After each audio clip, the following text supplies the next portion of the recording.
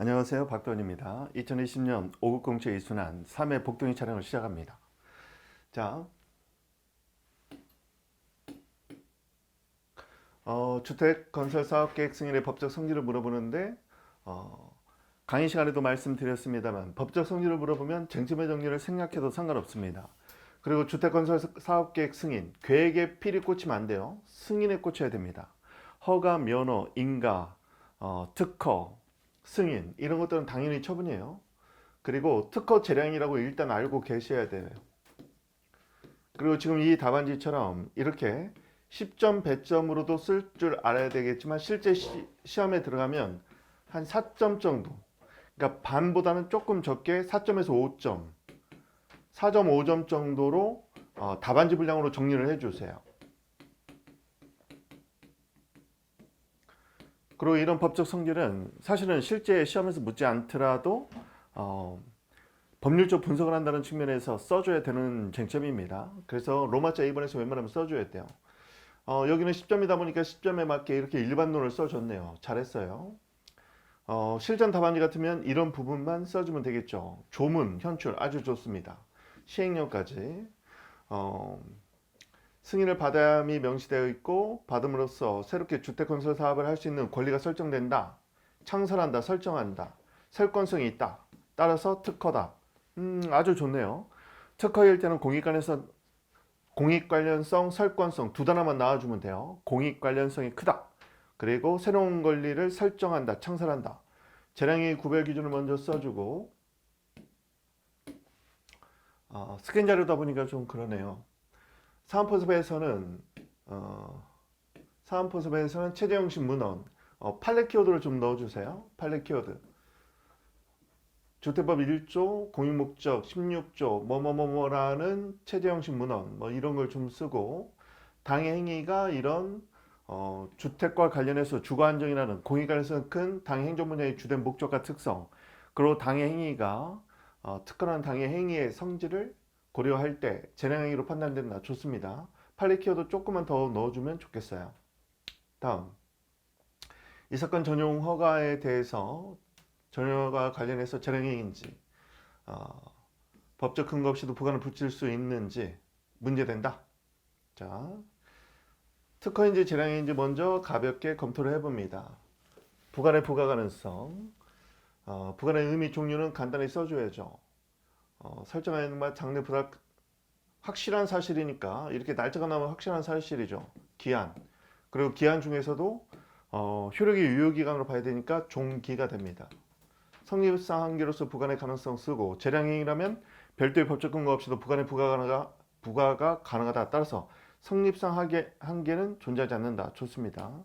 내용상 한계, 위법성으로 넘어가서 써주면 되겠습니다. 내용상 한계가 나오면 내용상 한계의 일반 기준, 그 다음에 부당결부와 비례 원칙 써줘야 된다고 했어요. 비례 원칙까지 꼭 써줘야 됩니다. 여기처럼 비례 원칙이란 의 정도 써주고 요건까지 잘 썼네요. 적어도 의 정도 써주고 사은포섭 할 때 요건의 키워드를 써주면 되겠습니다. 취소 처분의 법적 성질, 이거 강의 시간에 여러 번 했지만 취소 처분이 나오면 취소의 대상행위의 법적 성질부터 검토해야 돼요. 취소 대상행위가 만약에 공법성 계약이다. 그럼 공법성 계약의 취소는요, 이거는 강화성 직권 취소가 아닌 것이죠. 그리고 취소의 대상 행위가 처분일 때 직권 취소도 될 수 있고 직권 취소나 처리가 될 수 있는 거죠. 그리고 취소의 대상인 행위가 기속행위면 뭐 이런 그런 기속행위인 허가를 취소하는 것도 기속이 될 가능성도 있어 보여요. 그래서 일단 쓰고 후발적 사정이니까 철회다. 취소의 취소, 철회의 취소인데 철회의 취소나 취소의 취소나 거의 똑같아요. 불이탄데 직권 철회의 취소. 보통 우리가 쟁점으로 알고 있는 건 취소의 취소죠.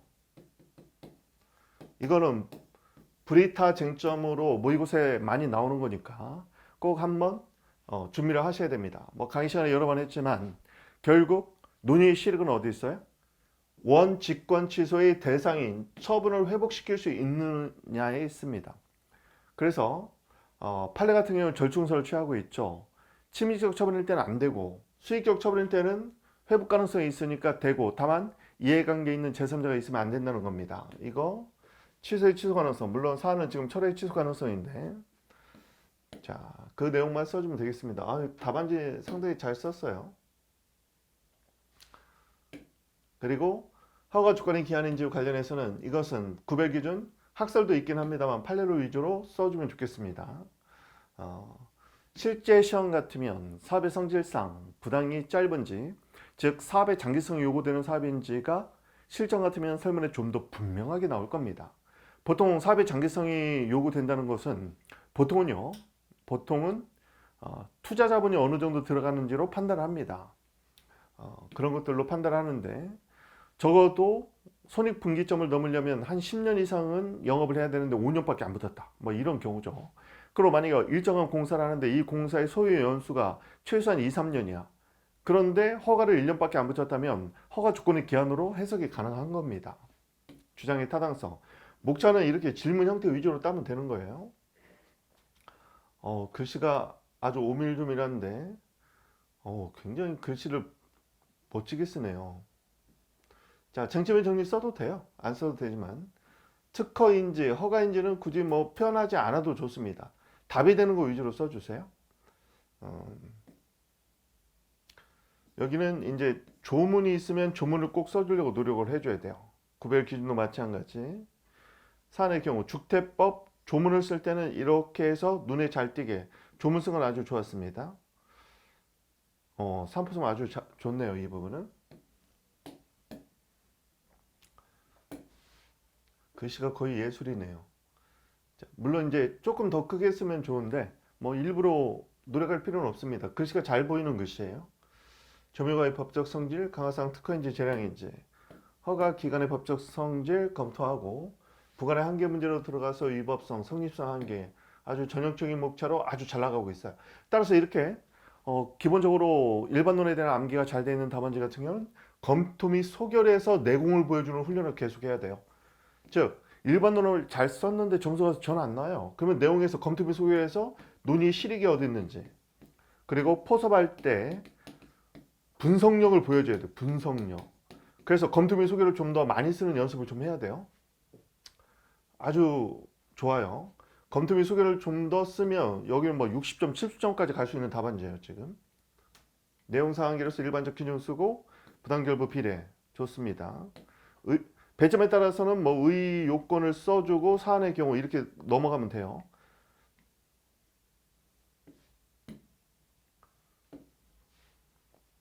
이 사건 취소 처분의 취소의 가능성, 취소 처분이 뭔지부터 이제 판단해 줘야 되는 거죠. 지금 여기는 보세요. 곧바로 학설 판례가 나왔는데 학설 판례가 나오면 항상 쟁점 이름을 써야 되는데 여기서 취소의 취소 가능성 뭐 이걸 쟁점으로 볼 수는 있겠네요. 직권 철회며 강화상 직권 취소이다. 분석이 아주 좋네요. 근데 이제 안타까운 건 뭐냐면 문제점을 쓰면 잘 안 읽을 가능성이 있어요. 이럴 때는 이 사건 취소의 뭐 법적 성질이라든가 이렇게 목차를 다른 걸로 치환해 보세요. 왜냐면 지금 보니까 논리적인 분석이 상당히 좋은데 문화판검으로 넘어가면 보통 교수들은 잘 안 읽거든요. 채점자들도 잘 안 읽어요. 너무 뻔한 말 썼을 것 같아서. 그래서 문제점을 조금 다른 말을 써주는 게 의미가 있습니다. 그래서 여기서는 이 사건, 예를 들면 이 사건 쉼표 딱 찍고 이 사건 취소의 법적 성질 딱 이렇게 써주고 나서 이런 논리적 분석을 하고 그러면 이런 취소를 다시 취소할 수 있는지, 즉 직권 취소에, 물론 여기는 철회입니다. 여기는 이제 철회라고 쓰면 되죠. 직권 철회의 직권 취소, 물론 철회 취소인데 취소 가능성 이렇게 쟁점 이름을 딱 쓰고 학설은 양가로 1번을 쓰면 되는 거죠. 학설. 이런 목차도 한번 정도 고민해 보세요. 왜냐면 선생님이 지금 읽으니까 너무 좋단 말이야. 논리적 분석을 상당히 잘했단 말이에요. 그런데 문제점에 들어가 있다 보니까 교수님들이 좀 빠르게 채점을 하다 보면 놓칠 가능성이 있다는 겁니다. 아주 논리적 분석 상당히 좋아요. 생각보다 학설을 좀 많이 쓰긴 했는데 뭐 괜찮습니다. 판례. 근데 제가 학설을 좀 줄이기를 바라는 거 뭐냐면 검토 및 소결을 좀 더 많이 쓰기를 바라는 거예요. 지금 보면 학설 이만큼, 판례 이만큼, 검토 및 소결이 한 이 정도인데 사실 우리가 배점을 할 때 문제점 1점, 1점, 2점 얘는 많으면 뭐 3, 4점에서 6점까지도 얘기를 해요. 그래서 1, 2 합하면 4점이죠. 4점이면 중요 쟁점일 때는 6점을 합해서 10점이 되는 거예요. 큰 쟁점은 10점 또는 7점 정도 하면은 6점 대신 3점이 되는 겁니다. 그러면 분량으로 볼 때요. 1점, 1점, 2점 얘는 최소 3점에서 6점이야. 그러니까 검토 및 소결을 많이 쓰는 게 좋습니다. 여기는 지금 보면 생각건데 한 두 줄 정도 이렇게 썼는데 여기서 나중에 여러분 삼순환 넘어가면 어떤 논의 실근 어디 있는지 교과서 같은 거 보면서 이 쟁점을 심화시킬 수 있는 이해력을 보여줄 수 있는 답안지를 좀 더 풍부하게 집어넣는 거예요. 여기서 포섭도 좀 더 정치하게 설문 내용 참조 조문도 막 더 섞어가고 판례도 섞어가고 그렇게 쓰는 겁니다. 그렇게 이제 검토 및 소결을 이만큼 쓰려면 이제 여기를 조금 줄여 쓰는 연습을 좀 해야 되는 거죠. 답안지가 좋아서 나중에 이제 3순환까지를 염두에 둔 그런 내용을 하는 거예요. 2순환 치고는 뭐 이 정도면 퍼펙트한 거예요. 쟁점 정리. 자, 문합한 걸 거의 다 써주고 있어요. 검토 및 소결을 좀 더 보강했으면 좋겠어. 물론 뭐 내용은 지금 뭐 쓸만은 다 썼는데 고득점을 하기 위해서는 나중에 선생님 말하는 고득점은 최소 60점 이상에서 이제 초고득점 뭐 이런 말도 있나 모르겠지만 초고득점 70점 이상이 되려면 이 부분이 더 보강이 돼야 된다. 오늘은 답안지가 3개네요. 허가인지 특히 이제 구별 기준 소결. 소결은 항상 풍부하게. 구별 기준보다 소결을 풍부하게. 뭐 여기도 글씨가 예술이네요. 자, 전혀 허가의 법적 성질. 띄어쓰기도 이렇게 하니까 보기 아주 편하네요. 보관의 성립상 한계. 아주 전형적으로 잘 돼 있기 때문에 이런 답안지를 쓰는 경우는 아까도 말했던 것처럼 검토 및 소결을 좀 더 완성시키는 그런 훈련을 해야 됩니다. 교과서를 볼 때도 검토 및 소결에 쓸만한 내용을 선별적으로 읽는 연습을 하세요. 그리고 포섭을 할 때 조문하고 설문 내용을 포섭하는 훈련을 지금부터 꾸준히 해야 됩니다. 결국 여기에서 고득점 여부가 결정되는 것이다. 일반도 많이 썼다고 고득점 안 줘요. 일반도는 최대한 빠지지 않게 키워드만이라도 쓰려고 노력한다. 내용상 한계. 사안의 경우 이런 말이 딱 나와주면 눈이 가거든요. 조금 들여서기를 더 하면 좋을 것 같아요. 소결. 소결에 오히려 의의만 써주고 요건의 키워드를 다 집어넣어서 소결에 한 이 정도 되는 게 배점에는 더 유리할 수 있다는 겁니다. 내용들은 다들 잘 쓴 것 같아서 어떤 형식 이런 것만 보는 거예요. 의미 요건 여기도 마찬가지로 소결을 좀 더 풍부하게 써야 된다. 잘 썼어요. 잘 썼는데 좀 어떻게 보면 배점에 좀 더 유리한 답안지로 조금 답안지의 스타일을 조금 바꿨으면 좋겠다. 잘 썼으니까. 제 취소의 법적 성질. 물론 설문은 취소로 되어 있지만 학문적으로 봤을 때 강화상 철회일 뿐이고 이럴 때도 그냥 취소에 취소 써도 돼요. 왜냐면 설문에 취소로 나와 있고 취소를 다시 취소하니까. 다만 학문적으로 봤을 때는 앞에 원 취소는 원 직권 철회였다는 거죠. 취소의 가능성. 판례. 판례 글씨 크게 썼어요. 서울표까지 써줬네요. 아주 좋아요. 상당히 좋은 답안지를 썼어요. 뭐 이 정도 쓰면 고득점 답안지입니다. 이제 선생님은 잘 쓴 답안지들은 이제 70점대를 가기를 바래서 이제 지적을 하는 거예요. 문제 있다는 지적이 아니라 뭐 이 정도 쓸 정도면 조금만 노력하면 70점대도 가능하겠는데 우리 제자들은 50점 중반을 기본적으로 가야 돼요. 그러려면 이 순환에서 쟁점을 놓치지 않아야 됩니다. 뭐 카페 비공개로 해서 상담이 왔는데 몇 년 동안 공부했는데 40점대다. 그러면 이 순환에서 훈련이 제대로 안 돼 있는 거예요.